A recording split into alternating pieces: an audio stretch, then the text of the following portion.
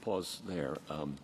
Your regulations are interesting because they suggest that a lot of things are required in a notice to appear except stuff that the government finds inconvenient, like the hearing date, and try to resuscitate the pre-statutory regime that existed before, where the government could issue as many notices as it wanted. So the regulations themselves may or may not comply with the statute, and as Justice Barrett pointed out, they may or may not change.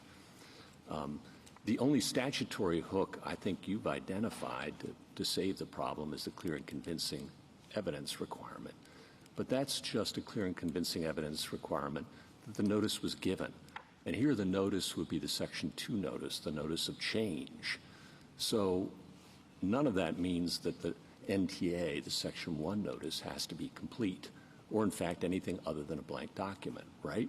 So Justice Gorsuch, I think if we were in the world where we have repealed all our regulations and we have somehow, convinced the immigration judge Forget about your regulations, the law. Your interpretation of the law has to hang together and make sense of the law. Otherwise, it is a trust us argument. Trust us. We will have our own internal operating procedures. I'm asking you about statutory interpretation. And we normally ask, we think statutes are coherent, sensible, not ridiculous. You invoke common sense in your opening argument. And here, one consequence of your argument, I think, is that the NTA can be a blank document, and that you can remove someone in absentia based on a notice of change that says show up on a date certain. The immigrant may or may not know that this is really the government. It's just a date to show up in some place. Doesn't have notice of charges or lawyers against him. And the government wins. So, right? Justice Gorsuch, I have several responses to that question. The first is, this is not a case where we are simply asking you to trust us. This is a statute that has been on the books for nearly 30 years. So let's talk about the statute. Hundreds of thousands of times. Am I correct that the clear and convincing evidence rule that you're relying on as a matter of statutory interpretation would allow the government to remove somebody for a blank document NTA if they fail to appear on a notice of change the government can prove by clear and convincing evidence that it issued a compliant notice of change?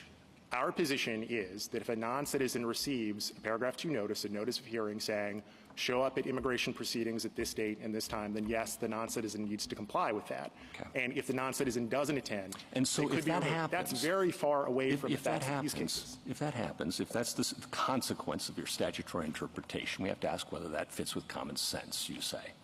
Okay. One common sense consequence might be this, that if the government can issue blank notices to appear, which it has found rather inconvenient in the past to comply with that provision,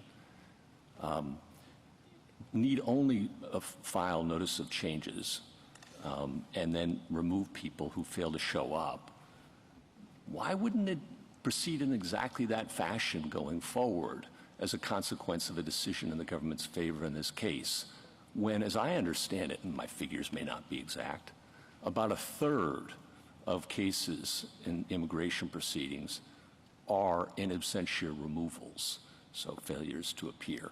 So why not issue a blank NTA, because they're hard, they're pain, we found them difficult, then issue a compliant notice of change, show up on a date certain, and then remove about a third of the aliens in this country without any notice of the charges against them or their right to counsel or anything else, and then deal with the remainders and file compliant notices to appear in those cases. So, Justice Gorsuch, we do not do that and have never done that. I'm not asking you. For several reasons. Let's put aside the trust us arguments. What would prevent the government from following where the incentives of that decision might lead as a matter of law? And Justice Gorsuch, what I'm disputing is that we would have any incentive ever to do that, because if we did that, if we used the blank document, there would not be a removal proceeding under our own regulations in which to order the non-citizen removed. So we have no incentive to do that. Justice Gorsuch? Just wanted to give you a chance to finish up on the Section 230 point. I think it's Section 6 of your law that says that the law is not enforceable to the extent it conflicts with Section 230. Sure.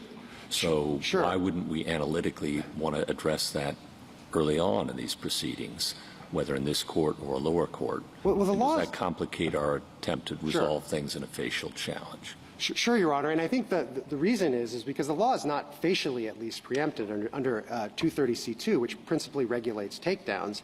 And one reason for that is we understand 230C2 not to sanction viewpoint-based content moderation under the rubric of otherwise objectionable. And there's a very nice article that Professor Volokh has on this in the Journal of Free Speech Law where he lays this out. And we obviously haven't briefed this, Your Honor.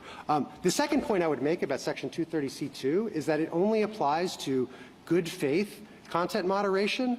So to the extent our law prohibits them from engaging in bad faith content moderation, that is absolutely not preempted by 230C2. And one way to understand their constitutional claims in this case, because they have an expansive view of Section 230C2, is that they are, in essence, asserting a constitutional right to engage in bad faith content moderation because they already have the right to engage in a lot of moderation of illicit content under 230C2 as long as they do so in good faith. And then just to follow up on Justice Kagan's line of questioning, you've analogized to common carriers and telegraphs in particular. Why is that an apt analogy here, do you think? I think it's an apt analogy, Your Honor, because the principal function of a social media site is to enable communication. And it's enabling willing speakers and willing listeners to talk to each other. And it's true that the posts are more public, but I don't think that Verizon would gain any greater right to censor simply because it was a conference call. I don't think that UPS or FedEx would gain a greater right to censor books because it was a truckload of books as opposed to one book. And so that the analogy is indeed apt. And so there's been talk of market power. Market power is not an element, I think, of traditional common carrier regulation. And indeed, some entities that are regulated as common carriers, like cell phone providers, operate in a fairly competitive market. Thank you. On that score, can we just step back a minute? I can certainly understand why these items should be made illegal. But we're dealing with a statute that was enacted in the 1930s. And through many administrations, the government took the position that these bump stocks are not machine guns. And then you adopted an interpretive rule, not even a legislative rule, saying otherwise, that would render between 250,000 and 500,000 people federal felons, and not even through an APA process they could challenge, subject to 10 years in federal prison. And the only way they can challenge it is if they're prosecuted. And they may well wind up dispossessed of guns, all guns in the future, as well as a lot of other civil rights, including the right to vote. And I guess I just want your reaction to that. And I believe there are a number of members of Congress, including Senator Feinstein, who said that this administrative action forestalled legislation that would have dealt with this topic directly, rather than trying to use a nearly 100-year-old statute in a way that many administrations hadn't anticipated. Thoughts?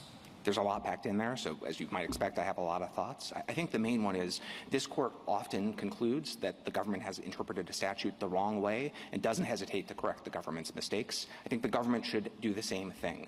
After the Las Vegas shooting, the deadliest shooting in our nation's history, I think it would have been irresponsible for the ATF not to take another closer look at this prior interpretation, which was reflected in a handful of classification letters, and to look at the problem more carefully. And having done that, I think it would have been irresponsible if the ATF concluded, as it did, that these devices are prohibited under the best reading of the statute, for the ATF not to fix its errors. Then why not do a legislative rule properly, and in which, I know you did notice and comment, but it was an interpretive rule, and an interpretive rule you can more or less just issue.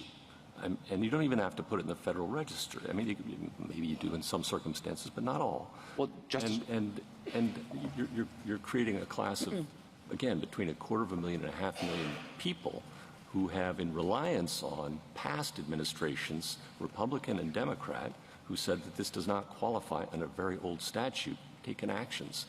And an interpretive rule, you can't even challenge in an APA posture. Well, we are in an APA posture. They are challenging an interpretive rule. Well, I understand that, but in your reply brief, you say, don't touch that, because that's not before us. That's not part of the QP.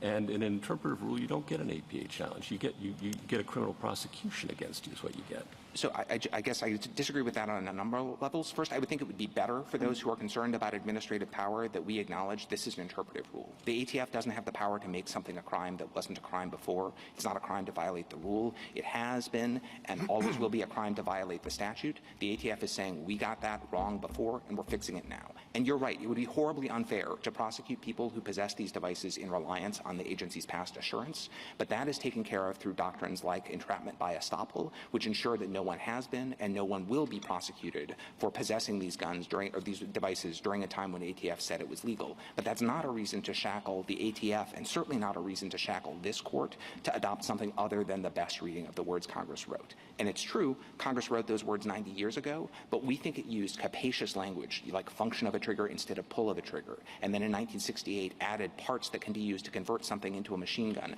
precisely because it understood that Americans have a lot of ingenuity and a lot of creativity. There are a lot of ways to build something that is a machine gun, and I don't think you should hesitate from applying the broad language that Congress wrote, consistent with the meaning that it has always had. I'll ask you about the function of the trigger. You liken it to a stroke of a key or a throw of the dice or a swing of the bat. Those are all things people do. A function of the trigger. Do people function triggers? I thought, in maybe somewhere in fifth grade grammar, I learned that was an intransitive verb. Yeah. And people don't function things. They may pull things, they may throw things, but they don't function things. And again, it's a very old statute, and it was designed for an obvious problem in the 1930s, and Al Capone, and people were with a single function of the trigger. That is, the thing itself was moved once. And that's what they wrote. And maybe they should have written something better. One might hope they might write something better in the future, but that's the language we're stuck with. Help me. That is the language we're stuck with, but I don't think it's as narrow as you suggest for a couple of reasons. I agree it's awkward to talk about a person functioning a trigger, but there's an easy explanation. The reason Congress used that word, not pull, is because Congress knew that there were lots of different ways to activate a trigger and wanted to cover all of them. And I think the reason you know that it's referring to what the shooter does, there's really two. One is that's the way it's been understood ever since. The interpretation I'm giving you is the same one Carl Frederick, the president of the NRA, and many other courts, executive officials, congressmen gave at the same time. They used pull and function interchangeably. And second, I think even if you've said we're going to focus just on the trigger, the function of an object isn't just some action by the object, it's the mode of action by which it fulfills its purpose. And the purpose of a trigger is to accept some input from the user. And the way you know that is how everyone reacts when someone attaches some contraption, like the auto glove, which is a glove that you put on and you push a button and it has a little piston that pulls the trigger really fast. Or you attach a fishing reel, like the one the Fifth Circuit confronted in camp, where you flip a switch and it spins and turns the trigger over and over again. On my friend's reading, the function of the trigger with those devices is exactly the same, because the curved metal lever is moving back and it's releasing the hammer every single time. But everyone, my friend included, recognizes that that's not the function of the trigger in those devices. The function of the trigger is the user's flip of the switch or push of the button, because that's the thing that allows an act by the user to initiate a firing sequence. Thank you. Justice Gorsuch? Mr. Needler, I want to probe this a little bit further, because it does seem to me the status conduct distinction is very tricky. And I had thought that Robinson after Powell really was just limited to status. And now you're saying, well, there's some conduct that's effectively equated to status. But you're saying involuntary drug use, you can regulate that conduct. That doesn't qualify as status. You're saying compulsive alcohol use, you can regulate that conduct in public drunkenness, even if it's involuntary. That doesn't qualify as status, right? Right. You're saying you can regulate somebody who is hungry and has no other choice but to steal. You can regulate that conduct, even though it's a basic human necessity, and that doesn't come on under the status side of the line, right? Yes. Okay. But when it comes to homelessness, which is a terribly difficult problem, you're saying that's different, and because there are no beds available for them to go to in Grants Pass. What about someone who has a mental health problem that prohibits them, they cannot sleep in a shelter? Are they allowed to sleep outside or not? Is that status or conduct that's regulable? I think the question would be whether that shelter is available? It's available. Well, no, available to the individual. It's available to the individual. But, it's just because of their mental health problem, they cannot do it. I think there might be, I mean, that's the mental health Status or conduct? Well, the mental health situation is itself a status. Right, I know that. Yes, but it has this further knock-on effect on conduct. Is that regulable by the state or not? I think that if the all the alcohol, drug use, they have problems too. But you're saying that conduct is regulable. How about with respect to this pervasive problem of persons with mental health problems? I think in a particular situation, if the person would engage in violent conduct as a No, don't mess with my hypothetical, counsel. I like my hypothetical. I know you don't. It's a hard one, and that's why I'm asking it. I'm just trying to understand the limits of your line. I think it would depend on how serious the effect was on the It's a very serious effect. The mental health problem is serious, but there are beds available. Well, what I was trying to say, it would depend on how serious being required to go into that facility was on the person's mental. If it would make his mental health situation a lot worse, then that may not be something that. So that falls on the status. Well, I guess you could put it that way, but I guess what I'm saying is that that's what I don't know. I'm asking you. I really am just trying to figure out. You could view that as You're asking us to extend Robinson, and I'm asking how far. Well, what I was going to say, you could think of it as status, but I think another way to think about it, and this is our point about an individualized determination, is that place realistically available to that person? It is in the sense that the bed is available, but not because of their personal circumstances. Right, and that's my point. It's available in a physical sense. It may be available to somebody else, but requiring an individualized determination might include whether that person could cope in that setting. So that might be an Eighth Amendment violation. Because it may not. Yes, because it's not available. It's an Eighth Amendment violation to require people to access available beds in the jurisdiction in which they live because of their mental health problems. If going there would. How about if they have a substance abuse problem and they can't use those substances in the shelter? Is that an Eighth Amendment problem? That is not Why? sufficient. Why? They're addicted to drugs. They cannot use them in the shelter. That's one of the rules.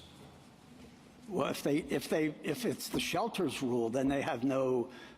They can't go there if they're addicted. That's not. So that's an Eighth Amendment violation. No, the Eighth Amendment violation is prohibiting sleeping outside because the only shelter that is available is not really available to that person. Won't take them. Yes, and that's an individualized determination. Same thing with the alcoholic. Yes. Okay, so the alcoholic has an Eighth Amendment right to sleep outside, even though there's a bed available.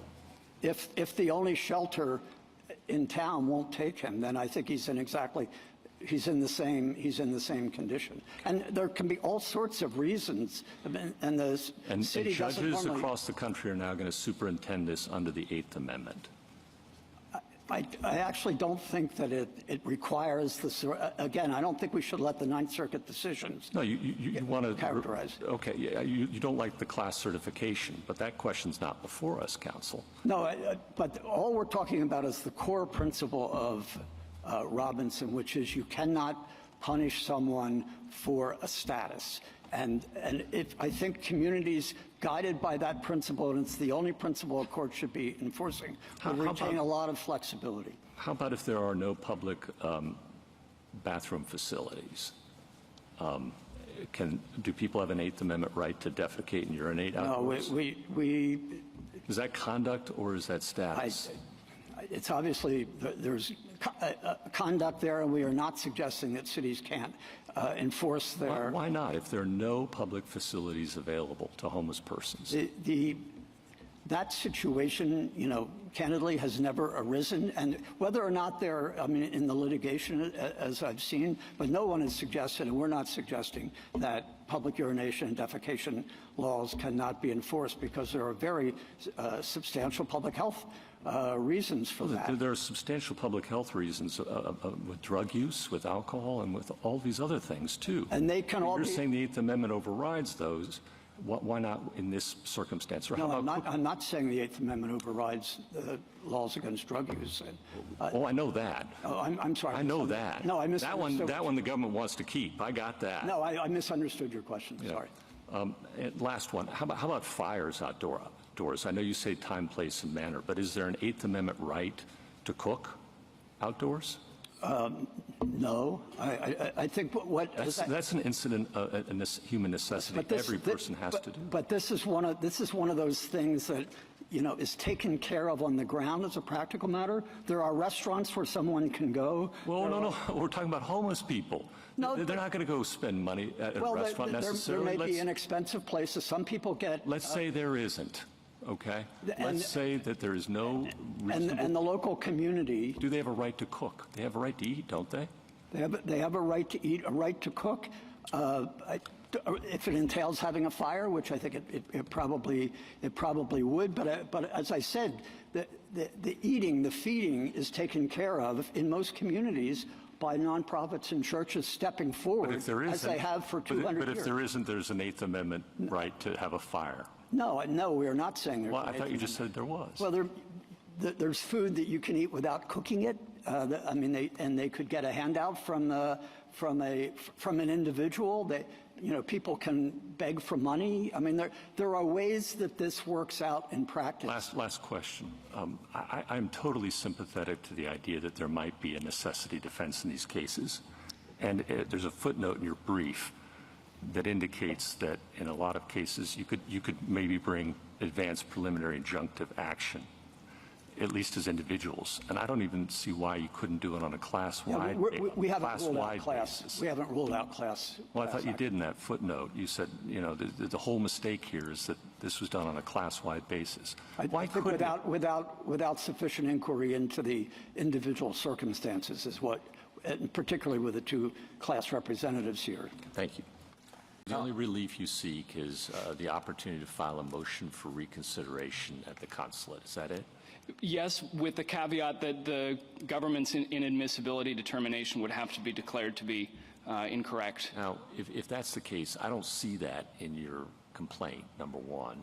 And number two, what do we do with Judge Lee's observation that as a practical matter, it appears your client understood before the motion for reconsideration deadline passed that was indeed the basis of the government's denial, that she understood that the gang membership in MS-13 was the hang-up.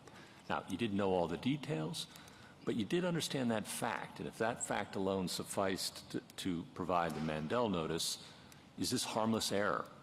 No, and let me try and take the second part of Your Honor's question first. We actually, Ms. Munoz and Mr. Asensio Cordero did not guess correctly. The government, at page 107 and 108 of the joint appendix below, the government said that the tattoos were merely the suspicion which triggered the inquiry. So there was no correct guess of the factual basis for the denial at all. But I think that's slicing the bologna a little thinly, counsel, because yes, you thought the tattoos were the basis.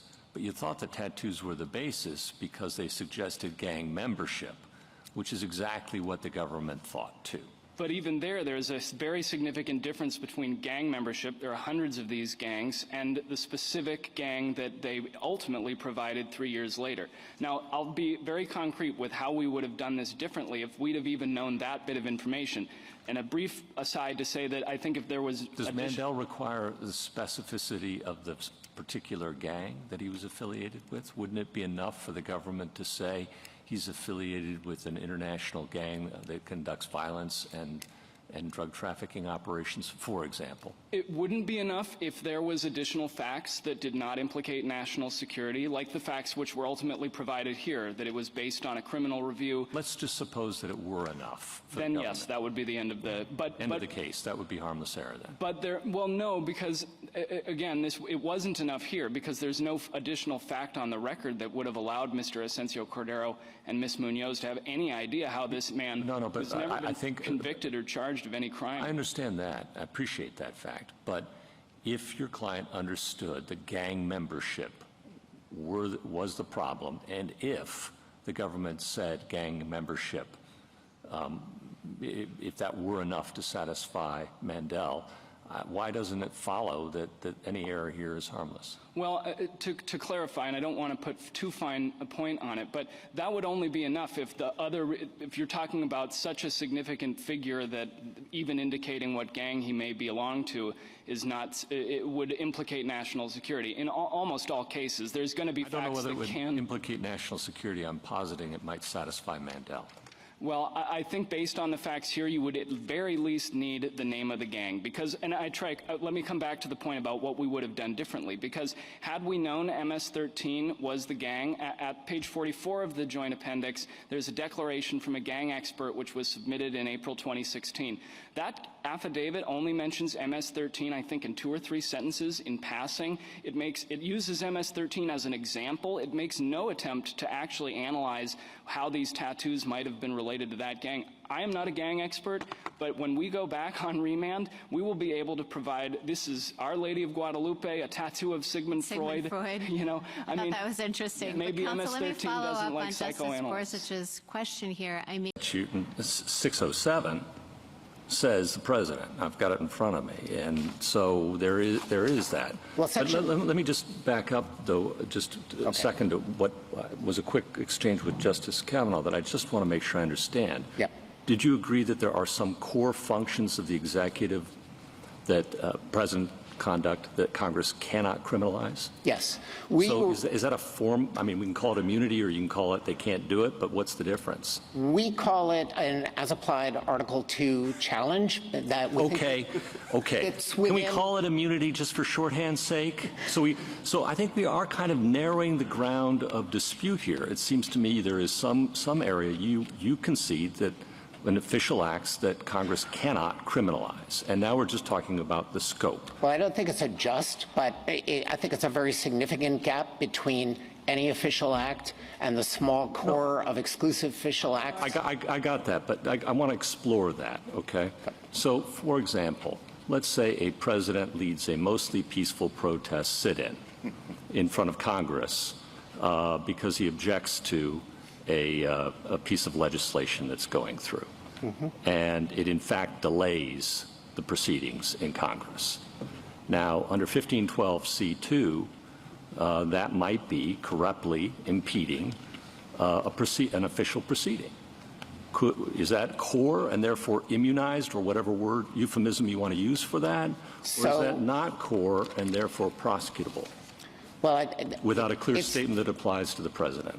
It's not core. The core kinds of activities that the court has acknowledged are the things that I would run through the Youngstown analysis. And it's a pretty small set, but things like the pardon power, the power to recognize foreign nations, the power to veto legislation, the power to make appointments, these are things that the Constitution specifically allocates to the president. Once you get out... So a president then could be prosecuted for the conduct I described after he leaves office? Probably not, but I want to explain the framework of why I don't think that would be prosecution that would be valid.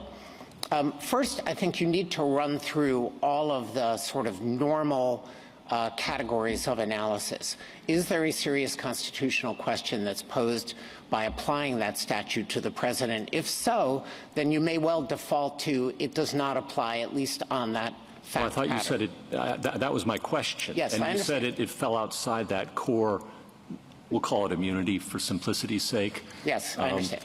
But there's a separate category. Okay, so why couldn't he be prosecuted for leading a civil rights protest in front of the Capitol that delays a vote on a piece of important legislation? So I think what you need to do is run through all of the very president-specific protective layers of analysis. So one of them is whether the statute would be construed not to apply to his conduct, even if it's not part of that small core of things that Congress can't regulate at all.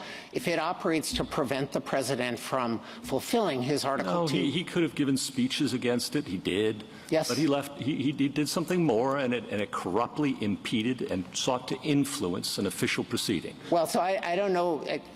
We're starting with the layers, I think, of protection, and we're now down through whether the statute would be construed to apply to him. Then there'd be a question of whether... Assume it does. I will assume it.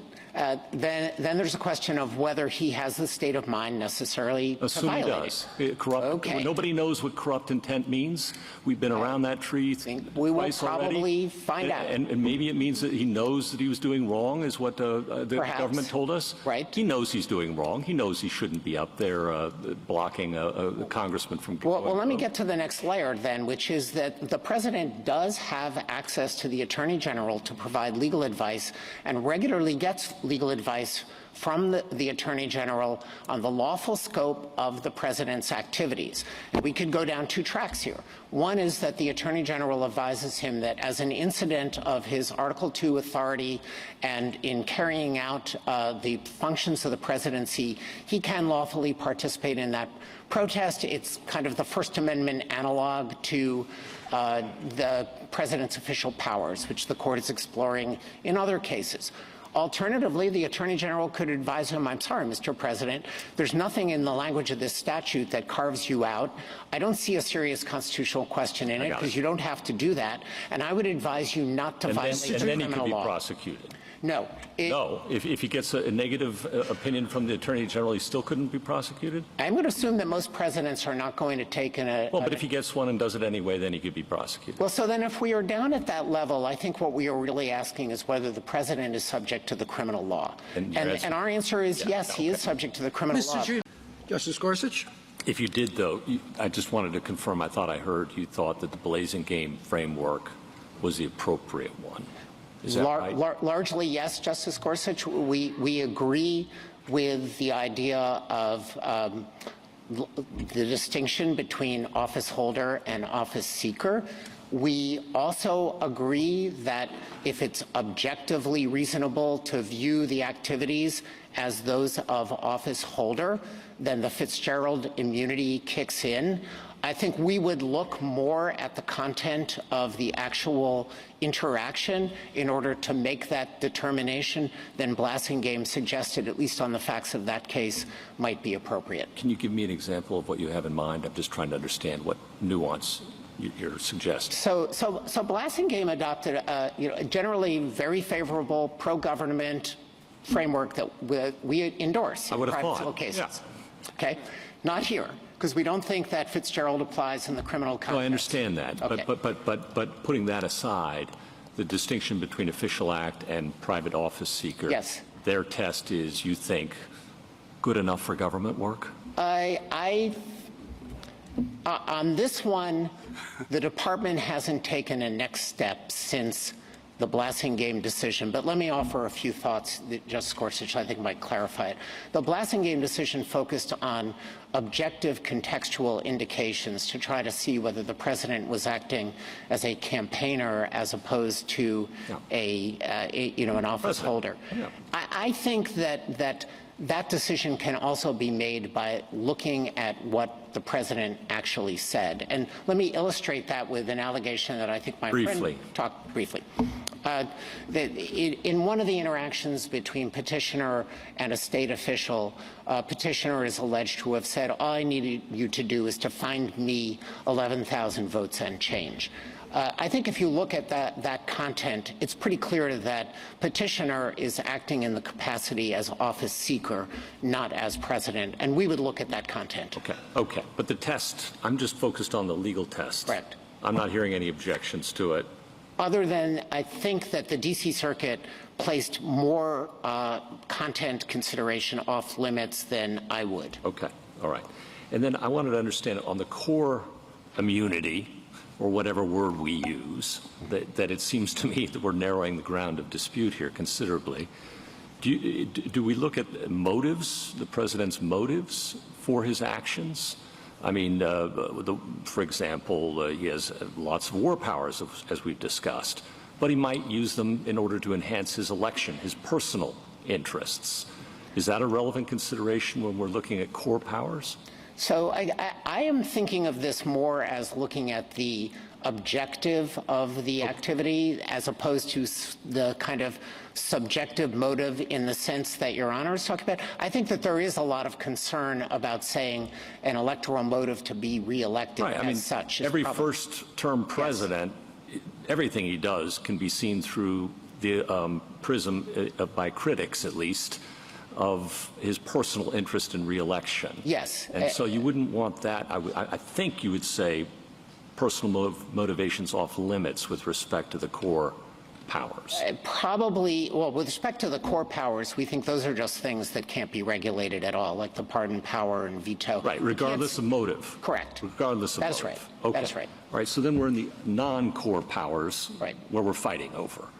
What role do motives play there? I mean, one could remove an appointee that, well, first of all, maybe ask this first, is removing an appointee, a presidential appointee, a core power or a non-core power in your world? So here I might need to differentiate between the principal officers that this court, in cases like Myers and Seal of Law, has regarded as having a constitutional status of being removable at will, from inferior officers where Congress does have some regulatory latitude to impose restrictions on removal. Sure. And put that aside. Yeah, I understand that. Putting that aside, yes, appointing a principal officer is a core power.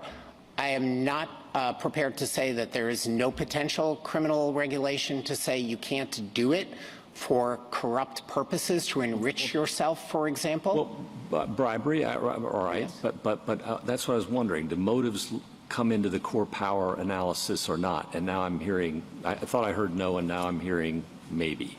I think maybe might be a little bit more appropriate because it's not involved in this case. The department has not had to take a position on exactly how these core powers would be resolved under an as-applied constitutional analysis. None is involved in this case. And I guess I'm wondering, and I'm not concerned about this case so much as future ones too, but these non-core powers and maybe core powers where a president is acting with, at least in part, a personal interest in getting reelected. Everything he does, he wants to get reelected. And if you're allowing in motive to color that, I'm wondering how much is left of either the core or non-core powers. So I would be fine with carving that out and deeming that to be something that's intrinsic in our electoral system. We're not talking about applying criminal law to somebody who makes an announcement that this program will be good for the United States, and somebody could come along and say, well, you really did it to get reelected. Leaving aside whether any of that violates a criminal law, I know that the next question is assume that it does. I'm doubtful that it in fact does, because I don't think criminal laws generally operate on motives as opposed to objectives and purposes. But well, all right, intentions. I mean, you can frame a motive as an intention, and intention as a motive, as you well know, every day of the week. Yes. So let's put that aside, too. I understand. Well, putting that aside, that really, to me, falls in a very different category, and it is also possible. So there's some motives or intents that are cognizable, and others that aren't. I mean, it's awkward, right? When we look back at like the injunction, back to Marbury in the early cases, you can't enjoin a president. Yeah. Also meant you couldn't hold him in contempt, right? A sitting president. For sure. Justice Gorsuch, right? Can I try one more time? Well, let me just spin this out just a second, okay. Right? And it didn't matter what the president's motives were. We're not going to look behind it. Right. And same thing in Nixon. We said, gosh, Nixon versus Fitzgerald, that's something courts shouldn't get engaged in because presidents have all manner of motives. And again, I'm not concerned about this case, but I am concerned about future uses of the criminal law to target political opponents based on accusations about their motives, whether it's re-election or who knows what corrupt means in 1512, right? We don't know what that means. Maybe we'll find out sometime soon. But the dangerousness of accusing your political opponent of having bad motives, and if that's enough to overcome your core powers or any other limits, reactions, thoughts? Yeah, so I think that you're raising a very difficult question. That's the idea, right? I mean, that is the idea. Testing the limits of both sides' arguments. And I'm going to say something that I don't normally say, which is that's really not involved in this case. We don't have bad political motive in that sense. I understand that. I appreciate that, but you also appreciate that we're writing a rule for Yes. for the ages. Yes, and I think I would start by looking at the statutes and then seeing what restrictions they do place on the president's conduct. And, for example, the statute that prohibits fraud to defeat the lawful functions of the United States. The statute defines what the purpose is that the defendant has to have in mind. It has to be to defeat something that the United States is doing, and it has to be by deception. I don't think that that gets us into the realm of motive hunting in the area where we are as concerned, I think, as the court would be about doing something that would undermine the presidency and the executive branch. And 1512c2, we may have different views on the clarity and the scope of that statute. I think if the court does interpret corruptly as involving a consciousness of wrongdoing and elevates that to consciousness of illegality, then we're in a different realm. Wanting to get reelected is not an illegal motive, and you don't have to worry about prosecuting presidents for that. Yeah. Okay. Thank you, Mr. Dreeben. Well, on that score, there does seem to be some common ground between you and your colleague on the other side that no man's above the law and that the president can be prosecuted after he leaves office for his private conduct. Is that right? We agree with that. And then the question becomes, as we've been exploring here today, a little bit about how to segregate private from official conduct that may or may not enjoy some immunity. And I'm sure we're going to spend a lot of time exploring that. But the D.C. Circuit in Blazing Game, Chief Judge there, joined by the panel, expressed some views about how to segregate private conduct for which no man is above the law from official acts. Do you have any thoughts about the test that they came up with there? Yes, we think in the main that test, especially if it's understood through the lens of Judge Katsas' separate opinion, is a very persuasive test. It would be a great source for this court to rely on in drawing this line. And it emphasizes the breadth of that test. It talks about how actions that are, plausibly connected to the president's official duties are official acts. And it also emphasizes that if it's a close case or it appears there's considerations on the other side, that also should be treated as immune. Those are the aspects of that we'd emphasize as potentially guiding the court's discretion. And that left open, in that case, the possibility of further proceedings and trial. Exactly right. And that would be a very natural course for this court to take in this place. The court can and should reverse the categorical holding of the D.C. Circuit that there's no such thing as official acts, especially when it comes to... But you'd agree further proceedings would be required? That is correct. There would have to be, and I would point the court to Anderson against Creighton, where the court said there'd be kind of two stages to these further proceedings. There's looking at the indictment itself, or in that case it was a complaint, but look at the charging document itself and see whether on the face of it this is alleging official acts, and if not, or it can't be determined, then there'd be a factual proceeding. And all that under Mitchell against Forsyth and so forth would have to occur before any other proceedings in the district. General, I understand your argument under A with respect to things that could be readily converted, but there's also the argument under B, frame or receiver, which doesn't include that kind of language that might bring in artifact nouns more obviously.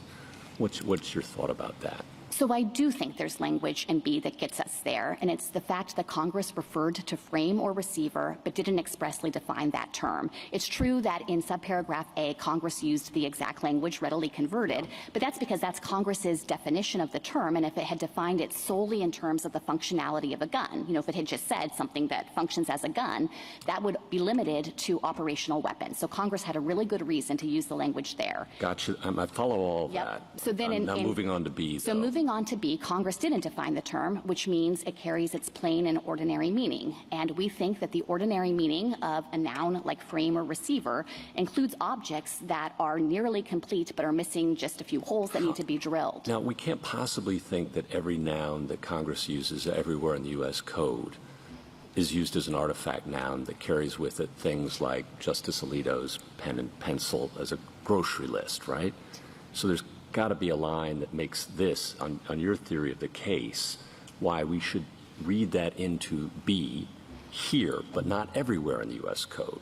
What are your thoughts? Right. So I want to be very clear that we think that this is a matter of ordinary meaning, that you don't need it to be 100% complete. And that I think that runs across the board. If I mentioned a bicycle, but it was missing pedals, as we explain in our brief, you would still recognize that for what it is as a bicycle. That's the first order question. But then the second question arises that you touched on.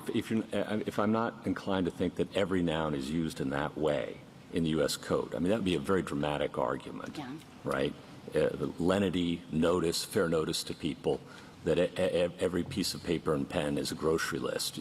You're on notice of that. But is there something particular to this statute that you think would a more narrow approach? Yes, we think the context and purpose of the statute strongly support understanding the term in this way. And the reason for that is because throughout the federal firearms laws, whenever Congress has itself expressly provided a definition, it has included not only the fully complete and functional item, but things that are the item and can readily be made to function that way. So I think that's Congress's own indication in this statute that it's trying to ensure coverage not only of things that have the functionality of a frame or receiver at the moment they're sold, but frames or receivers that can be readily converted to function with minimal steps. If you have something textual, I'd love for you to point me to that, and also address your friends on the other side. I'm sure going to make something of this, that as recently as 2021, in a brief filed in the Southern District of New York, the government represented that an unfinished frame or receiver does not meet the statutory definition of firearm. Sure, so let me take those in turn. With respect to text, what we have, Justice Gorsuch, is the term frame or receiver that's not defined, and the court has many times recognized it needs to interpret text and context. I think the anti-circumvention principle carries a lot of weight here, because if respondents are right and just one undrilled hole is enough, then basically that coverage for frame and receiver has no work. Does it help that C and D deal with mufflers, silencers, and any other destructive devices that don't have conventional frames and receivers? Does that help you? I think that that just goes to show that Congress was trying to broadly cover the scope of products that can qualify as firearms, and it certainly refutes respondents' suggestion here that every covered object under the statutory definition needs to have a traditional frame or receiver. That's what I'm wondering, whether looking at C and D and A, which, as you say, carries some broad language about not just complete items, might be a textual way to narrow and focus on B without saying every artifact noun in the U.S. Code carries this feature. Yes, I think you certainly could adopt that interpretation, and that contextual surrounding evidence strongly supports our arguments in this case. I don't want to lose track of your question about the brief district court filing in the Syracuse case. I want to be really clear that I think respondents are fundamentally misreading that brief. They suggest that the brief stood for the principle that ATF was arguing that a frame or receiver has to be fully functional to qualify. But if you actually look at that brief, that's not what it says. It walks through the statutory and regulatory history here and makes clear that repeatedly over 5 decades, ATF has always looked at whether a partially complete frame or receiver can be brought to functional condition quickly, easily, and efficiently. So there is no dramatic break in the way that ATF has regulated throughout the entirety of the statute's history. Well, I'll look at that again. And then last question from me, and I'm sorry to take up so much time. In the regulation, it indicates that a frame or receiver, and I'm stuck on this B point, which has been cut into pieces, is still a firearm. So this but one that's been shredded is not. Now, I'm not sure what the difference between cut into pieces and shredding is, but perhaps you can enlighten me and help me there. So this refers to when you already have a fully complete and functional firearm, what steps you would need to undertake to formally destroy that firearm and exempt it from regulation. Those are not provisions. So it's no longer readily convertible. Right. So once you actually have already brought something within the regulatory scope of the statute, the statute itself and the agency's regulations require that it be destroyed, which is a specialized term in the firearms industry. I can tell you as a factual matter that the most common way that you destroy a firearm is to torch cut it with 3 specified cuts that ATF has provided guidance about. This is I'm sorry to interrupt, but this is actually about frames and receivers that I'm talking about, and it's 478.12 C and E. Yes. Okay, and it talks about partially complete, disassembled, or non-functional frame or receiver. That's what we're talking about, not the firearm. And again, maybe there's a line that a through line, but I couldn't find one between shredding and cutting into pieces. I would have thought that's pretty much the same thing. So that comes, as you mentioned, from 478.12e, which I should note respondents haven't challenged in this case. It tees up a distinct statutory issue about what it takes to destroy a frame or receiver or a regulated object once you already have a firearm. They aren't challenging that here, and the only thing that is before the court is the definition in B, recognizing that you don't need a fully functional firearm in the first place. No, but it illuminates what is a sufficiently complete frame or receiver if a complete frame or receiver is not a firearm. And the only way I can be sure that I don't have a fully complete or nearly complete or convertibly complete frame or receiver, and therefore a firearm, is to shred it but not cut it. Oh, no, let me try to clarify that, because that's not accurate at all. As the regulation itself makes clear, you don't even get to the question of asking whether it's readily converted into functional shape unless you have the clearly identifiable unfinished component part. So you have something that is already well along the way to being a frame or receiver, and that's when you would conduct the readily converted inquiry. And there is nothing in the rule or in the agency's past practice to suggest that anything that isn't shredded or cut up or absolutely destroyed is going to be considered a frame or receiver. That would be entirely inconsistent with how the agency has implemented the statute all along. Thank you.